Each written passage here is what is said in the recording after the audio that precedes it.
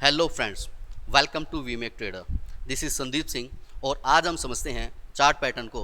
और chart pattern के अंदर जो आपका काफ़ी जो इम्पोर्टेंट एंड इंटरेस्टिंग जो आपका टॉपिक जो है वो है आपका डिसेंडिंग ट्रायंगल। डिसेंडिंग ट्रायंगल जो है, अगर आप इसको अच्छे से अगर आप इसको समझ पाते हैं तो आप स्पोर्ट ट्रेड के अंदर क्या है कि अपने लॉस होने से आप यहाँ पे बचा सकते हैं। ओके, तो इसमें आपको मैं बताना चाहूँगा दोस्तों कि सबसे पहले आपको क्या देखना है। सबसे पहले आपको ट्रेंड आपको यहाँ पे देखना होगा। आप यहाँ पे देख सकते हैं स्टार्टिंग जो यहाँ पे ट्रेंड जो आपको यहाँ पे दिखाई जो दे रहा है, ठीक है, ये इस तरह से ये अप ट्रेंड गया, उसके बाद में ये डाउन ट्रेंड के अंदर ये आया है। ओके, यहाँ पे इसने क्या किया, इसने सपोर्ट लिया है प्राइस ने, और सपोर्ट लेने के बाद में दोबारा अप ट्रेंड के अंदर गया और इसने यहाँ पे इस तरह से रेसिस्टेंस जो है इसने यहाँ पे बना दिया है। दोबारा डाउन की तरफ में गया, सपोर्ट लिया, अप ट्रेंड के अंदर गया, रेसिस्टेंस बनाया। अभी मैं यहाँ पे मैं बताना चाहूँगा, मैं जब चार्ट जो आप जो देखते हैं, चार्ट के अंदर सिर्फ और सिर्फ आपको क्या है कि कैंडल्स आपको यहाँ पे दिखाई देती हैं। अब इसको चार्ट को समझने के लिए आपको क्या करना होगा, सबसे पहले तो आपको मैं बताना चाहूँगा मैं कि टाइम फ्रेम जो है आप बढ़ा लीजिए। इसके लिए टाइम फ्रेम बढ़ा लेने के बाद में आप उसको देखिए कि किस तरह का पैटर्न जो है आपका ये बन रहा है। सबसे पहले आप क्या कीजिए, रेसिस्टेंस या फिर मान लीजिए सपोर्ट जो है उसको ड्रॉ कीजिए। किसी भी चार्ट को आप देखने से पहले क्या है कि अगर आप उसके अंदर सपोर्ट या रेसिस्टेंस है वो अगर आप ड्रॉ करते हैं तो आपको समझ में आता है कि चार्ट जो है वो नेक्स्ट जो अपना मूवमेंट जो है वो किस तरह से अपना करने वाला है। ओके, रेसिस्टेंस या सपोर्ट का अगर ब्रेकआउट अगर देखते हैं तो उसमें क्या है कि आपको इतनी ज़्यादा हेल्प मिलती है, आपको समझ में आता है कि आपको आगे क्या करना चाहिए। ओके, अभी अगर मान लीजिए हमने अगर इस तरह से अगर ये चार्ट अगर हमने ये अगर देखा है, ठीक है, तो आप यहाँ पे देख सकते हैं सबसे पहले हमने क्या किया, यहाँ पे एक रेसिस्टेंस लाइन हमने यहाँ पे ड्रॉ की, बराबर है, डिसेंडिंग लाइन भी आप इसको बोल सकते हैं। ओके, फिर उसके बाद में आप यहाँ पे देख सकते हैं एक हमने क्या किया जी, यहाँ पे सपोर्ट लाइन हमने यहाँ पे ड्रॉ की, हॉरिजेंटल सपोर्ट आप यहाँ पे देख सकते हैं। ओके, अब इसके बाद में आपको यहाँ पे देखना चाहिए जी ब्रेकआउट। ठीक है, क्या देखना चाहिए, यहाँ पे ब्रेकआउट आपको यहाँ पे देखना चाहिए। अभी आप यहाँ पे देख सकते हैं कि इस कैंडल के अंदर क्या हुआ है, ब्रेकआउट हुआ है। ये देखिए ब्रेकआउट हुआ।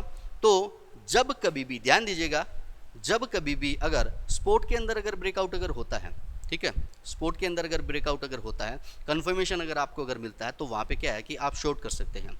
ओके, प्राइस क्या है कि डाउन की तरफ में जाएगा।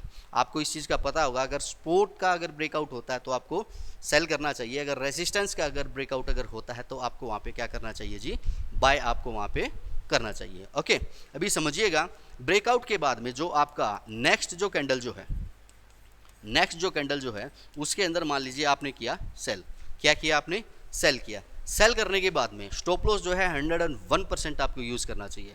क्रिप्टो मार्केट जो डाउन जो गया, समझिएगा ये काफ़ी इंपॉर्टेंट है, क्रिप्टो मार्केट जो डाउन जो गया, ओके, अगर वहाँ पे अगर स्टॉप लॉस अगर लगाया अगर होता तो वहाँ पे कितना हमारा लॉस जो है होने से बच सकता था, ये आप समझ सकते हैं दोस्तों।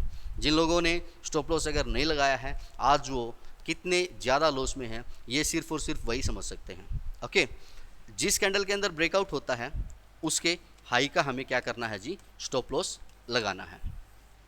यहाँ पे एक चीज़ और मैं क्लियर में करना चाहूँगा मैं कि लो और हाई पे स्टॉप लॉस जो लगाते हैं वो कहाँ पे लगाते हैं। अगर स्पोर्ट के अंदर अगर ब्रेकआउट अगर होता है, मार्केट जब डाउन जो जाती है तो जिस कैंडल के अंदर ब्रेकआउट होता है तो उसके हाई का हमें स्टॉप लॉस लगाना चाहिए। ओके, और अगर रेसिस्टेंस के अंदर अगर ब्रेकआउट अगर होता है तो जिस कैंडल के अंदर ब्रेकआउट हुआ है तो उसके लो का हमें वहाँ पे स्टॉप लॉस लगाना चाहिए। अब नेक्स्ट कैंडल के अंदर हमने क्या किया जी, सेल कर दिया। सेल करने के बाद में जिस कैंडल के अंदर ब्रेकआउट हुआ है उसके हाई का हमने क्या कर दिया, यहाँ पे स्टॉप लॉस लगा दिया। मोस्ट इंपॉर्टेंट क्या है, मोस्ट इंपॉर्टेंट है हमारे टारगेट, मोस्ट इंपॉर्टेंट है हमारा प्रॉफिट, कि प्रॉफिट जो है वो हमें कहाँ पे और कितना हमें यहाँ पे बुक करना है। ये आपका पॉइंट ए हुआ और ये हुआ आपका पॉइंट बी। पॉइंट ए से लेके पॉइंट बी का डिफरेंस मान लीजिए 20 पॉइंट का। पॉइंट ए से लेके पॉइंट बी का जो डिफरेंस जो है वो मान लीजिए 20 पॉइंट का है। तो आपको क्या करना है, ब्रेकआउट के बाद में 20 पॉइंट का इस तरह से अपना प्रॉफिट जो है आपको यहाँ पे बुक कर लेना है।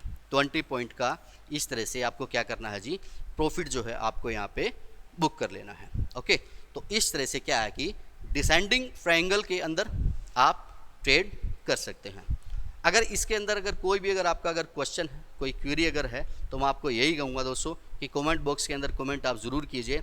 और प्रैक्टिस जो है वो आपको 101% आपको करनी चाहिए। किसी भी आप कॉइन का, किसी भी आप फॉरेक्स के अंदर आप देख लीजिए या फिर शेयर मार्केट के अंदर आप देख लीजिए, आप चार्ट उठाइए, चार्ट उठाने के बाद में चार्ट को आइडेंटिफाई करना सीखिए। ये प्रैक्टिस के लिए आपको काफ़ी इंपॉर्टेंट है। चार्ट उठाइए आप कोई भी, ओके, सपोर्ट या रेसिस्टेंस वहाँ पे लगाइए। उसके बाद में क्या है कि अपना प्रेडिक्शन कीजिए कि आने वाला जो मान लीजिए मूव जो होगा वो क्या होगा, ठीक है। कॉपी ट्रेडिंग कीजिए आप। ज़रूरी नहीं है कि मान लीजिए पैसा अगर आपके पास में अगर नहीं है तो आप उसके अंदर पैसा इन्वेस्टमेंट ही आप कीजिए। कॉपी ट्रेडिंग आप कर सकते हैं। फॉरेक्स के अंदर आपको इतना अच्छा आपको फैसिलिटी आपको दिया जाता है। MT4 या MT5 आप डाउनलोड कीजिए, $1,00,000 का आपको वहाँ पे अकाउंट आपको मिलता है। तो वहाँ पे आपको क्या करना चाहिए, प्रैक्टिस आपको करना चाहिए। चार्ट पैटर्न के साथ में, प्राइस एक्शन के साथ में अगर आप प्रैक्टिस अगर करेंगे, 3 महीने का अगर आप प्रैक्टिस अगर आप कर लेते हैं तो आपको भी एक बिलीव होता है।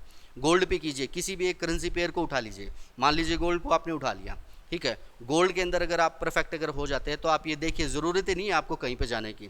डेली का कम से कम 5% 10% बिल्कुल ईजिली आप वहाँ पे निकाल सकते हैं। ओके, तो इतना ही कहूँगा मैं आपको कि फ़ंड डालने से पहले अपना क्या है कि एक डेमो अकाउंट अपना बनाइए, और डेमो अकाउंट बनाने के बाद में क्या है कि वहाँ पे प्रैक्टिस कीजिए। प्राइस एक्शन और चार्ट पैटर्न, इन 2 चीज़ों को 101% आप क्लियर कीजिए। अगर इनसे रिलेटेड अगर कोई अगर क्वेश्चन अगर आपका है तो कमेंट सेक्शन के अंदर कमेंट आप कर सकते हैं। Thank you very much guys.